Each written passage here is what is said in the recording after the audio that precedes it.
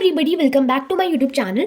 तो आज हम करने वाले हैं क्लास 11th माइक्रो इकोनॉमिक्स का consumer equilibrium IC analysis in one shot. इससे पहले का जो चैप्टर है यूटिलिटी एनालिसिस, उसका कॉन्सेप्ट अलग था, तो उसको डिस्कवर किया था एल्फ्रेड मार्शल जी ने। सो उस कंसेप्ट में हमने क्या देखा था कि किसी भी चीज़ से हमें कोई सेटिस्फैक्शन मिलती है तो हम उसे यूटिल्स में काउंट कर रहे थे। लेकिन इस चैप्टर में हम बिल्कुल नया कंसेप्ट पढ़ने वाले हैं जो कि है ऑर्डिनल एनालिसिस।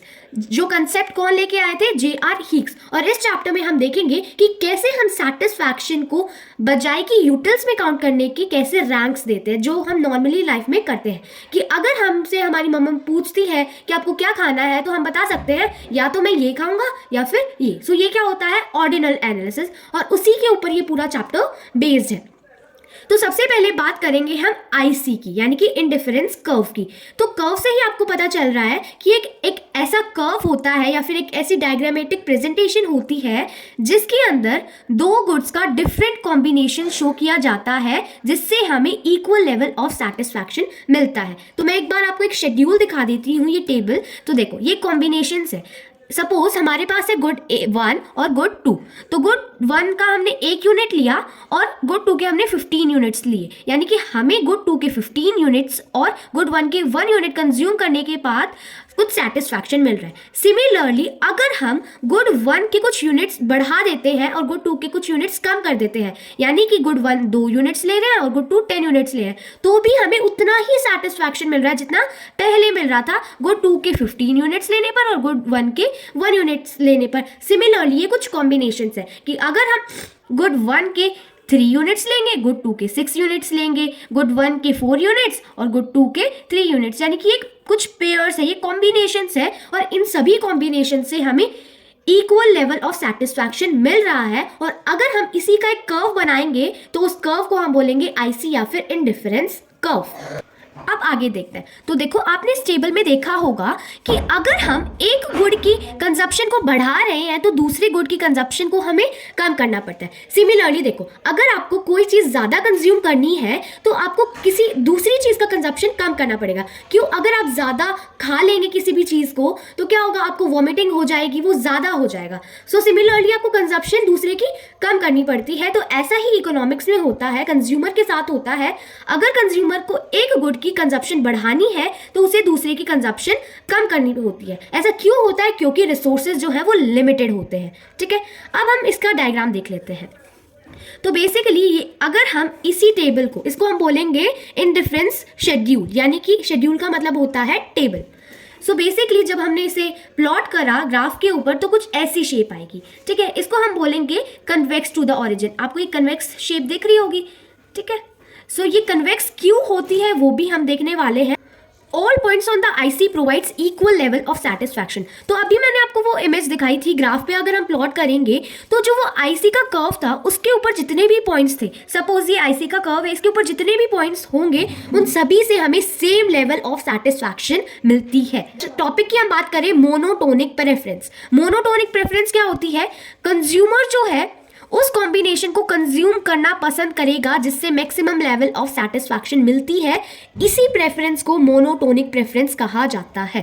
सपोज आपको मिले हैं 20 रुपए और 20 रुपए में आपको कुछ गुड्स मिल रहे हैं, गुड 1 के 10 यूनिट्स और गुड 2 के 2 यूनिट्स। और सिमिलरली उसी 20 रुपए में दूसरा कॉम्बिनेशन है आपके पास कि भाई गुड 1 के 10 यूनिट्स और गुड 2 के 5 यूनिट्स। सिमिलरली 20 रुपए में तीसरा कॉम्बिनेशन भी मिल रहा है, गुड 1 के 10 यूनिट्स और गुड 2 के 3 यूनिट्स। आप कौन सा लेना पसंद करेंगे? जाहिर सी बात है B combination.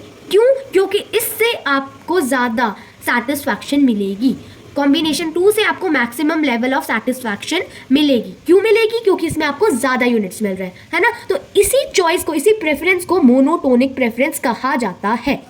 Next is IC map. So IC map क्या होता है? ये एक मैप होता है या फिर हम कह सकते हैं कि ग्राफ होता है जिसके अंदर हम अलग अलग आईसीज को, यानी कि इंडिफरेंस कर्व को शो करते हैं, जो कि अलग अलग लेवल ऑफ सेटिस्फैक्शन दिखाते हैं। आई रिपीट, ये एक ऐसा मैप होता है या फिर ग्राफ होता है which shows different ICs showing different levels of satisfaction. For example देखो, यहाँ पर आपको दिख रहा होगा कि ये एक ऐसा मैप है जिसके ऊपर बहुत सारे आईसीज है और हर एक आईसी से हमें अलग अलग लेवल ऑफ सेटिस्फैक्शन दिख रहा है। क्यों? देखो, जो ये वाला है IC1, इसमें आपको क्या दिख रहा है कि Y जो ये गुड है, गुड 1, इसके आपको इतने यूनिट्स मिल रहे हैं और गुड 2 के इतने यूनिट्स मिल रहे हैं, इतने। सिमिलरली IC2 में कुछ आपको ज़्यादा मिल रहे हैं, है ना, दोनों के, और IC3 में आपको और भी ज़्यादा मिल रहे हैं। तो तीनों से सेटिस्फैक्शन भी तो अलग अलग मिलेगा, जितने ज़्यादा यूनिट्स उतना ज़्यादा satisfaction. So basically higher IC shows higher level of satisfaction. इसका क्या मतलब होगा? जितना ज़्यादा ऊपर IC होगा उतना ज़्यादा हायर लेवल ऑफ सेटिस्फैक्शन वो IC शो करेगा। ठीक है, तो इसमें सबसे ज़्यादा सेटिस्फैक्शन कंज्यूमर को कौन से IC से मिलेगा? IC3 से। क्यों? क्योंकि इसमें सबसे ज़्यादा यूनिट्स मिलेंगे दोनों ही गुड्स के कंज्यूमर को। आई होप आपको ये कंसेप्ट समझ आया होगा। Next is marginal rate of substitution. So students, अभी तक आपको कोई भी डाउट है, you can comment me down in the comment section. Also please if you are new to this channel, जल्दी से चैनल को सब्सक्राइब कर दीजिए and please provide me your support. So let's start with the next topic, marginal rate of substitution. So basically it shows the ratio between change in consumption of good Y and change in consumption of good X। यानी कि good Y में कितना change आया है, good Y की consumption में कितना change आया है और गुड X की कंजप्शन में कितना चेंज आया है, उन दोनों का ratio is known as MRS या फिर मार्जिनल रेट ऑफ सब्सटीट्यूशन। ये डेल्टा का साइन है। डेल्टा का क्या मतलब होता है? Change. Change in Y upon change in X is equal to MRS, या फिर आप इसे ये भी कह सकते हो delta loss upon delta gain is MRS। So basically ये आपको शेड्यूल दिख रहा है IC का। सो इसमें हम निकालते हैं MRS। MRS कैसे निकलेगा? तो देखो, इससे ऊपर तो कोई यूनिट हमें दिख नहीं रहा है, तो इसे हम ऐसे ब्लैंक छोड़ देंगे। अब देखो, चेंज इन Y कितना आ रहा है? 15 माइनस 10 कितना होता है? 5। और 2 माइनस 1 कितना होता है? 1। इसमें कितना चेंज आया? 1 से 2 कितना हुआ? 1 का चेंज आया। तो 15 upon 1 is equal to 5। Similarly 10 में से 6 गए, 4 का चेंज आ रहा है। यहाँ पे कितने का चेंज आ रहा है? 1 का आ रहा है। तो 4 अपॉन 1 4। सिमिलरली यहाँ पे 3, यहाँ पे 2। ये क्या है? MRS। ठीक है, ऐसे आप निकाल सकते हो MRS को। सो basically it is the ratio of change in good Y and change in good X। ठीक है, और यहाँ पर अगर आप ऑब्जर्व करोगे तो MRS क्या है? डिमिनिशिंग है। और हमने ये भी पढ़ा था कि IC कन्वेक्स होता है टू द ऑरिजिन। अब उसका क्या रीजन है? वो है due to marginal rate of substitution. जब marginal rate of substitution diminishing होता है, यानी कि घटता चला जाता है, पहले 5 था, फिर 4 था, फिर 3 था, फिर 2 था, ऐसे कम होता चला गया, उसके वजह से ही हमारा जो IC का शेप है वो कन्वेक्स होता है। ठीक है, यानी कि IC की शेप के लिए हमारा MRS रिस्पॉन्सिबल होता है। और MRS डिमिनिशिंग क्यों है भाई? MRS diminishing है because to increase the consumption of good 1 and consumer want to decrease less and less consumption of good Y due to law of marginal utility। अब मैं ये क्या बोल गई, ये समझाती हूँ आपको। भाई MRS diminishing क्यों होता है? अगर आप एक गुड को बढ़ाएंगे तो दूसरे को कम करना चाहेंगे, लेकिन आप ये चाहेंगे ना कि भाई मैं इसको बढ़ा रहा हूँ तो मैं इसको कम से कम ही कम करूँ, इसका कंजप्शन कम से कम करना चाहोगे आप, कम, है ना। और उसका क्या रीजन है? मार्जिनल यूटिलिटी वाला लॉ। क्या था लॉ ऑफ मार्जिनल यूटिलिटी? कि अगर आप किसी गुड को ज़्यादा कंज्यूम करते हो तो धीरे धीरे उसकी सेटिस्फैक्शन आपकी घटती चली जाती है। आप एक गुड ज़्यादा से ज़्यादा कंज्यूम करोगे तो आपका सेटिस्फैक्शन कम होता चला जाएगा। सो उसी को बोलते हैं लॉ ऑफ मार्जिनल यूटिलिटी। सो उसी लॉ की वजह से आप गुड Y के कम से कम यूनिट सेक्रीफाइस करना चाहोगे, इसके वजह से MRS डिमिनिशिंग होता है। और ये हमने पढ़ा IC की शेप MRS के ऊपर डिपेंड करती है। सो बेसिकली IC की शेप कैसी होगी जब MRS कैसा होगा वो हम देख लेते हैं। जब MRS डिमिनिशिंग होगा तो IC की शेप होगी कन्वेक्स। जब MRS इंक्रीजिंग होगा, यानी कि यहाँ पर 5 4 3 2 1 होगा, जब होगी कन्वेक्स शेप। लेकिन जब MRS इंक्रीजिंग होगा 5 6 7 8 तो होगी कनकेव शेप। ऐसी वाली शेप होगी कब? जब डिमिनिशिंग होगा। ऐसी होगी शेप जब इंक्रीजिंग होगा, और ऐसी स्ट्रेट होगी जब शेप कब? जब ये कांस्टेंट होगा 5 5 5 2 2 2। ठीक है, next is properties of IC। अब आपको ये प्रॉपर्टीज बहुत अच्छे से समझ आएंगी क्योंकि मैंने मेन पॉइंट्स आपको पहले ही क्लियर कर दिए हैं। IC is downward sloping curve. IC downward sloping होता है, क्यों होता है? क्योंकि दोनों गुड्स के बीच में इनवर्स रिलेशनशिप होता है। एक बढ़ रहा है, एक की कंजप्शन हम बढ़ा रहे हैं तो दूसरे की कम करनी पड़ेगी। उसी इनवर्स रिलेशनशिप के वजह से IC slopes downward. Okay, next is IC is convex to the origin. IC ऐसी शेप का, कन्वेक्स शेप का क्यों होता है? Due to diminishing MRS। हमने पढ़ा था जब MRS डिमिनिशिंग होगी तो कन्वेक्स शेप होगी, जब इंक्रीजिंग होगी तो कैसी शेप होगी? कनकेव शेप, और जब कांस्टेंट MRS होगी तो स्ट्रेट। यानी कि IC की शेप किसके ऊपर डिपेंड करती है? MRS के ऊपर। Higher IC gives higher level of satisfaction. जितना ऊपर हमारा IC होगा उतनी ज़्यादा सेटिस्फैक्शन मिलेगी। क्यों? क्योंकि वहाँ से कंज्यूमर को ज़्यादा से ज़्यादा गुड के यूनिट्स मिलेंगे। Two ICs never intersect each other. अब दो ICs कभी भी एक दूसरे को इंटरसेक्ट नहीं करेंगे, कभी भी एक दूसरे को नहीं काटेंगे। क्यों? देख लेते हैं। देखो भाई, अगर ये एक दूसरे को काटेंगे तो हमने क्या देखा है कि एक IC के ऊपर जितने भी पॉइंट होंगे उन सभी से हमें इक्वल लेवल ऑफ सेटिस्फैक्शन मिलेंगी। यानी कि A पॉइंट और C दोनों से ही हमें बराबर लेवल ऑफ सेटिस्फैक्शन मिल रही है क्योंकि वो एक ही IC पे है। सिमिलरली A और B से भी हमें सिमिलर लेवल ऑफ सेटिस्फैक्शन मिलेगी क्योंकि ये दोनों भी सेम IC पे है। लेकिन C और B की सेटिस्फैक्शन बराबर नहीं हो सकती। क्यों नहीं हो सकती? क्योंकि इनका जो लेवल है वो अलग है। इसमें ज़्यादा गुड्स, इसमें कम गुड्स, यानी कि वो हायर लेवल पे है तो उसकी सेटिस्फैक्शन ज़्यादा होनी चाहिए। तो इसी वजह से इस चीज़ से प्रूव होता है कि दो ICs can never intersect each other. I hope आपको समझ आया होगा, नहीं आया तो you can read it out. Okay, next property is IC never touches X axis and Y axis. IC कभी भी X एक्सिस या Y एक्सिस को टच नहीं करेगी क्योंकि अगर वो टच करेगी तो इससे क्या प्रूफ होगा कि कंज्यूमर सिर्फ एक ही गुड को कंज्यूम कर रहा है उस पर्टिकुलर पॉइंट पे, जो कि पॉसिबल नहीं होता IC की केस में, क्योंकि हम IC में क्या पढ़ते हैं? दो गुड्स का कॉम्बिनेशन।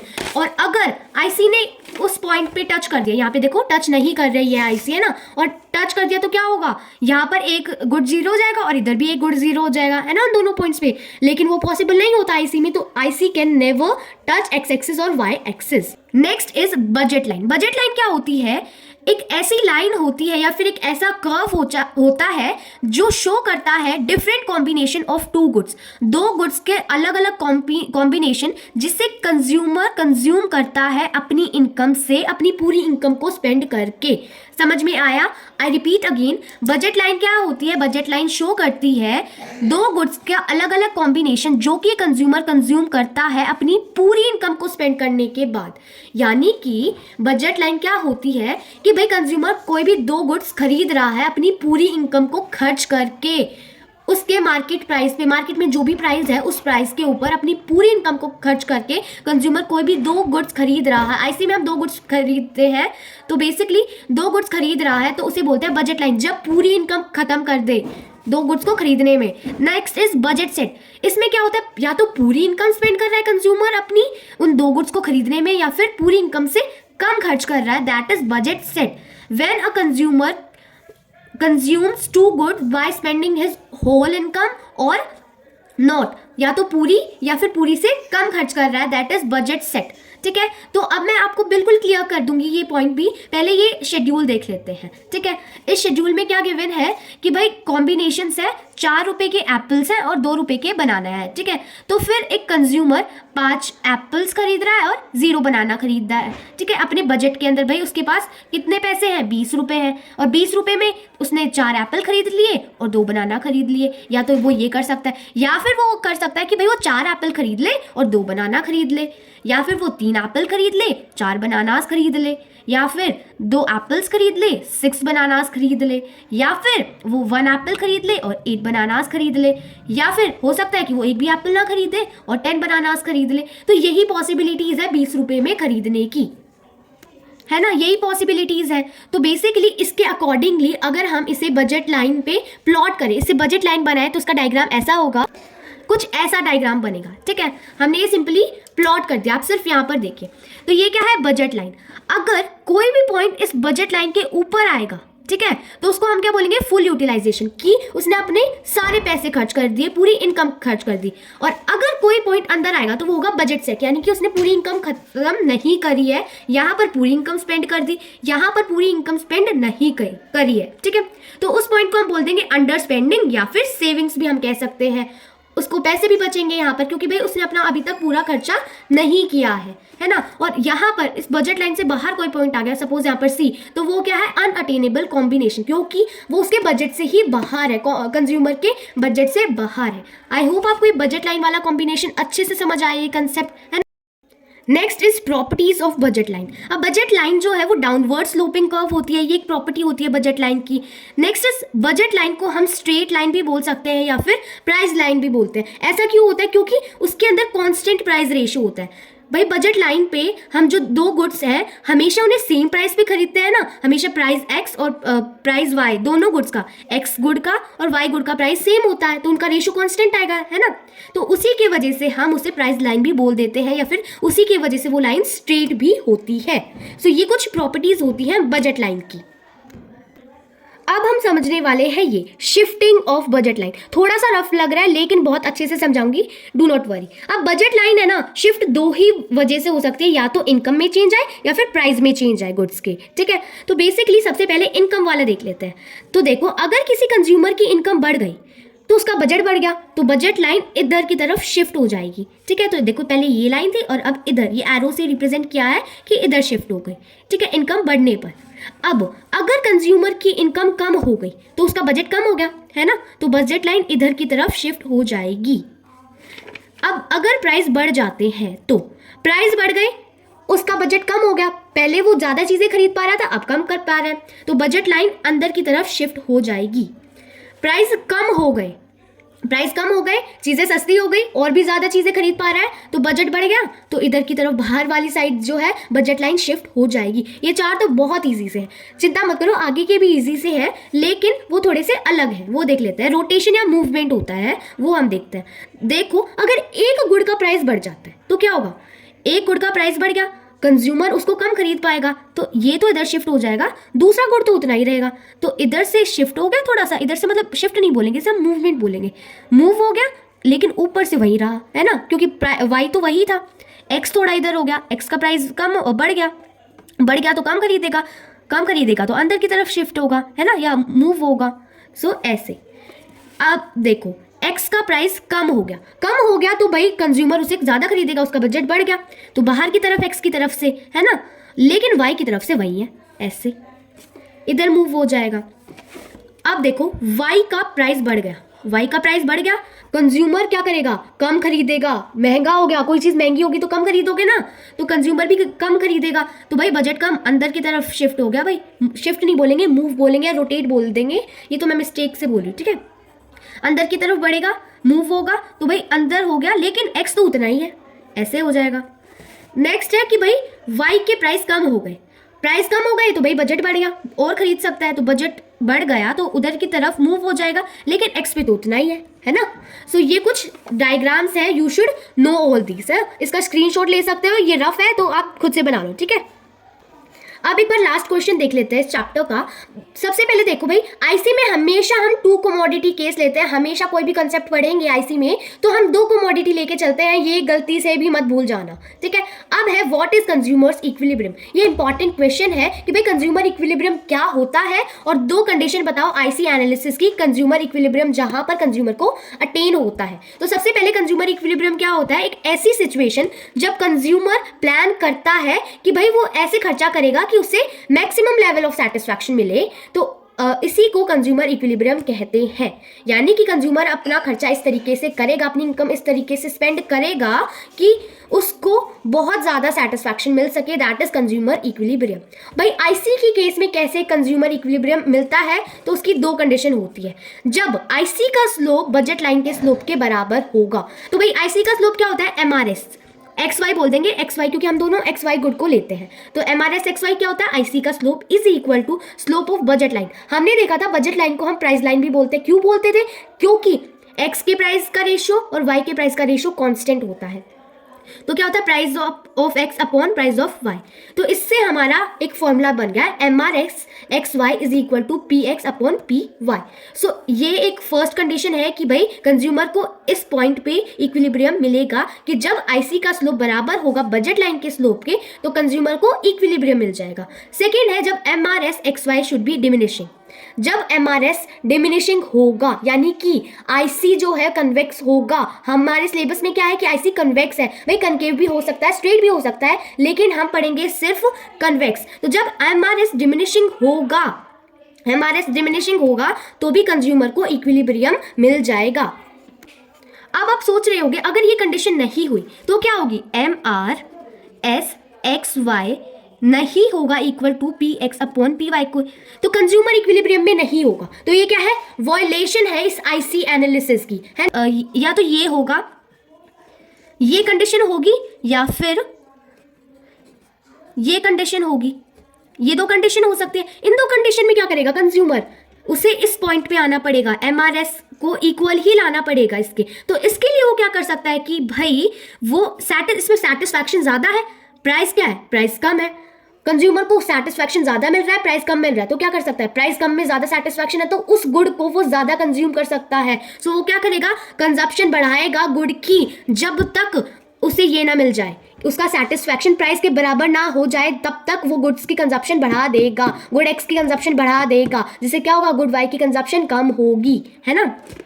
इस केस में क्या करेगा, प्राइस ज्यादा है, सेटिस्फैक्शन कम मिल रही है, चीजें महंगी हैं, सेटिस्फैक्शन ज्यादा नहीं मिल रही, तो इसमें क्या करेगा, वो कंजप्शन घटाएगा जब तक प्राइस के बराबर उसे सेटिस्फैक्शन न मिल जाए। ठीक है, तो ये दो पॉसिबिलिटीज है। इसमें क्या करेगा, कंजप्शन बढ़ाएगा, इसमें कंजप्शन कम कर सकता है। तो ये केसेस हो सकते हैं। तो ये थी कंडीशंस ऑफ IC एनालिसिस। और एक और चीज मैं आपको बता दूं, देखो ये है बजट लाइन, ठीक है, ये है एक IC and this is the another IC और ये है थर्ड IC।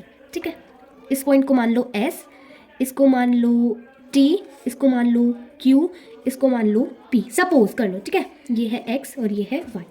तो भाई कौन सा पॉइंट इक्विलिब्रियम पॉइंट है बताओ, Q point, P point, T point, S point, कौन सा? S पॉइंट तो भाई नहीं हो सकता, क्यों, ये बजट लाइन से बाहर है ना, तो वो कंडीशन तो फुलफिल ही नहीं हो रही। अब हम बात करेंगे P पॉइंट की, P और Q पॉइंट। भाई ये MRS(xy) इक्वल टू क्या था भाई, बताओ, PX अपॉन PY इस कंडीशन में हो रहा है, लेकिन क्या ये इक्विलिब्रियम है? नहीं है।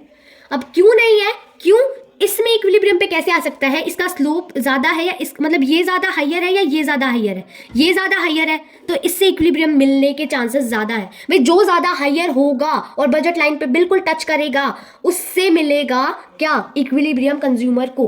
भाई कंडीशन फुलफिल हो रही है, लेकिन हम इसे इक्विलिब्रियम नहीं मानेंगे क्योंकि इससे ऊपर एक हाइयर पॉइंट पे है जो कि बजट लाइन को टच भी कर रहा है। तो ये क्या है, ये है कंज्यूमर का इक्विलिब्रियम पॉइंट। सो यहीं पर most of the students confuse होते हैं, जो कि आपको नहीं होना है। सो आई होप आपको ये पॉइंट भी समझ आया होगा अच्छे से, और जो पॉइंट्स मैंने आपको इस चैप्टर में समझाए हैं अच्छे से क्लियर हुए होंगे। और अभी तक कोई डाउट है तो you can comment me down in the comment section, and also जल्दी से चैनल को सब्सक्राइब कर दीजिए।